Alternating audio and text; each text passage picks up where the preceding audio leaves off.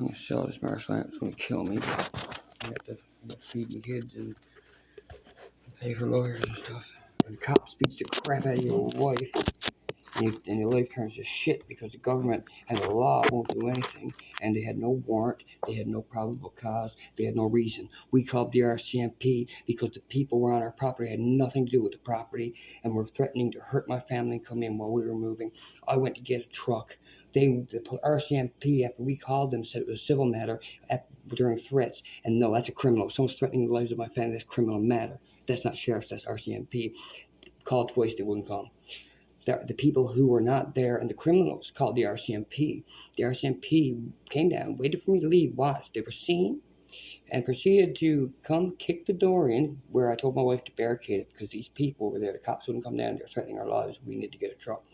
She barricaded the doors.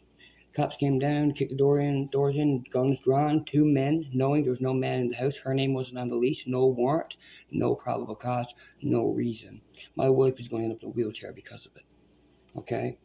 28-year-old severely mentally delayed autistic daughter is traumatized to no end. All this proof is on our phones. The sheriff's office allowed us 3 times to lose everything we owned.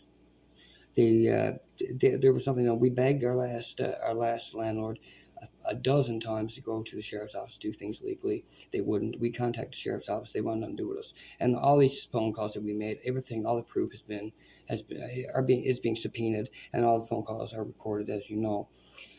So we lost everything 3 times. The sheriff's office, to see what happens is, if the sheriff's office, the person is not allowed, the landlord is not allowed to touch our things, even if it's left there. The sheriff's office has to do it. The landlord pays for storage for 3 months, storage for 3 months. If we do not pay that amount after 90 days, it's up to them whether to keep auctioning it off, which is nothing to me. We never had that option on any occasion. We had things stolen by the landlord and sold and given away.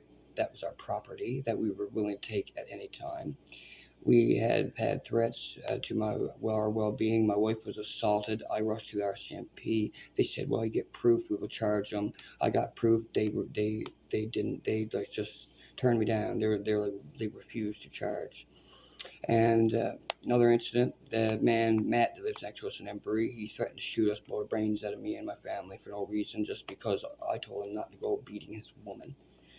And we called the RCMP. The cops came down. They said, just get a restraining order, actually a peace bond in Canada. Just get a peace bond.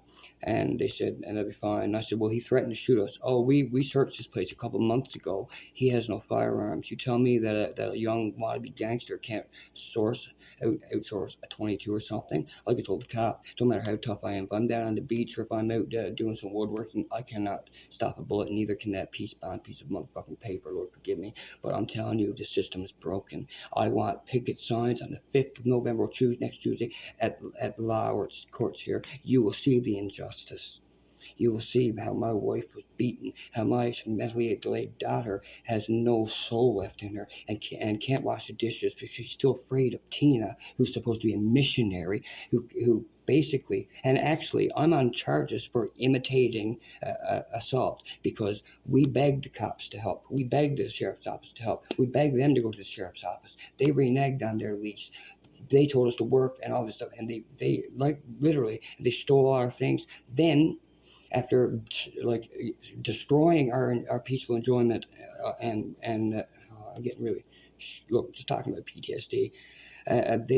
She came, and I told her the night before, don't you come and put the key in this door, because it's not an emergency, it's not a crisis. You're doing it to harm us and harm my daughter. My daughter up in the room pulling her hair out of her head. My wife, after being put in the hospital by this woman, was in the room crying, about to have a heart attack, and they put the key in the door with people brought out with them after being warned not to, because it's illegal. And I said, you don't come out here without the authorities with you, and you don't put that key in that door unless it's a crisis. That's unlawful entry, because it puts me in this position where the law never helped me on many occasions and blatantly disregarded our well-being to the point my wife will never be the same again. And then they allow this to happen, and I get charged for imitating assault when all I done was last resort, made sure my daughter wasn't going to end up dead and my wife wasn't going to have a heart attack because I couldn't call the law. And I don't like common law, but when it comes down to my family, I'm going to. So I'm not going to prison for murder. I went out, and my friend had a bat in his hand. One hand had hauled him around the bridge. If I wanted to, and I can act like I want to kill you, and you'll believe it. But I'm a nice man. No, I'm loving. It's called acting. But anyway, I pulled him around the bridge, one hand on the bat. I could easily pop that out of his hand. I didn't want to. I had to show them that they were in the wrong and do this. That's the only, and they had their neighbor watching us breaking into the house. They actually not breaking in. Well, she came over one day, tried to get in, thought my wife was gone with me, and she was there. She is harassed us. I have all these videos. I'm going to post a few because this is ridiculous. This needs to be exposed. I want people to actually come and see this be at the Gander Court Office on Tuesday. The trial starts. It will shake the foundations of this country just to see what has happened. I'm going to tell you right now, the good book talks about in the last days that what is good will be considered bad and what is bad will be considered good. The gangsters were the cops.